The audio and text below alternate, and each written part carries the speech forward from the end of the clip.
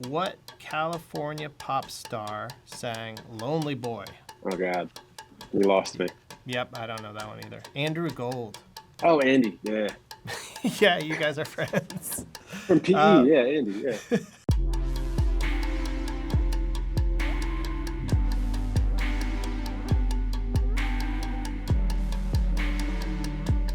Hello, I'm Pat Healy, and welcome to 4-4, where we get in rhythm with our guests by asking 4 reverent questions and 4 irreverent questions. Our guest for this episode is Patrick Droney, singer, songwriter, virtuoso guitarist.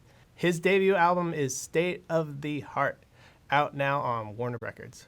Welcome, Patrick. Thanks for having me. I see a lot of people referring to State of the Heart as your debut. Is your 2008 release, The Other Side, not your debut? It's got 12 songs. That's not an EP. How do you just erase that? I was 14 when I recorded that record, and it's just one of those things. Like, it's a blessing and a burden to start at a young age and to kind of like start putting yourself out there in a way, maybe when you're not ready. Or it's like, I love that era for what it got me to, but we all deserve to have the fresh start that we want to have. And I think that kid is so proud of me, and that's the best part of this, is the full circle.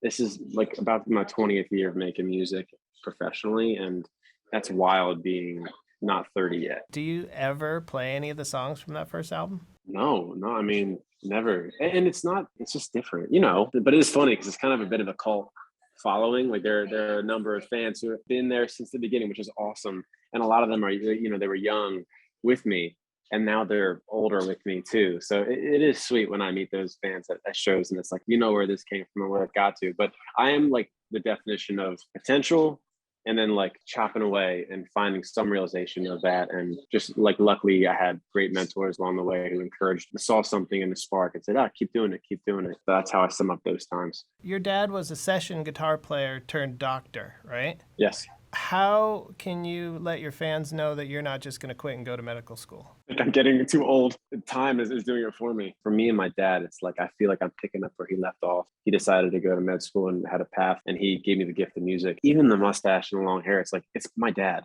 And there's that great, have you seen Springsteen on Broadway? I've seen the Netflix version. I didn't get to go to the real thing, but so I got to go to the real thing, and it was just like one of the best moments. But in the Netflix doc, it's like he talks about the dream that he has of his dad, takes his dad to his own concert, and he's like, you see that guy up there? That's how I see you.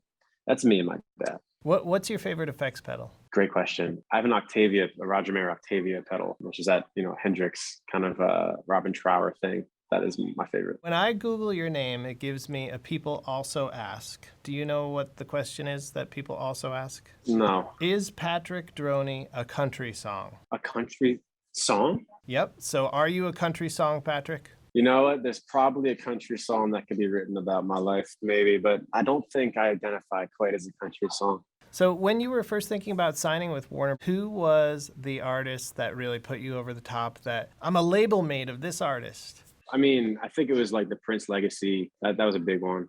I mean, massive history here, right? Aaron Bay-Schuck and Tom Corson, they just come together to form this new regime at Warner, and it was kind of like ushering in a new era. I got to sign my deal in the original Warner building right before they moved to the new office. So, for me, everything's historically, and it's context driven, but it's how can I be a legacy artist in 30 years, 40 years? And I appreciate them appreciating the legacy that Warner has. This is the Quiz 500. It's from 1979. It's all music questions, so I'm just going to ask you a few until we get one wrong. What type of music does Charlie Pride play? Country. What superstar had a hit early on with Hound Dog? Elvis. Bette Midler is originally from what state? Wisconsin. You'd think. Hawaii. So close.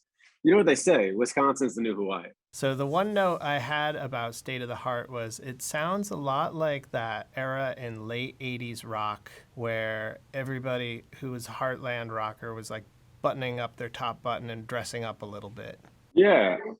Heart of the Matter is not far from State of the Heart. It's like Tunnel of Love, Springsteen. It's Steve Winwood. That something about that era really got me from a production standpoint. And I think like when you're writing that kind of song, like production's going to influence it a lot. And something about that era really captures an innocence a recklessness at the same time too. So you're totally spot on. Like the sepia-toned music video era.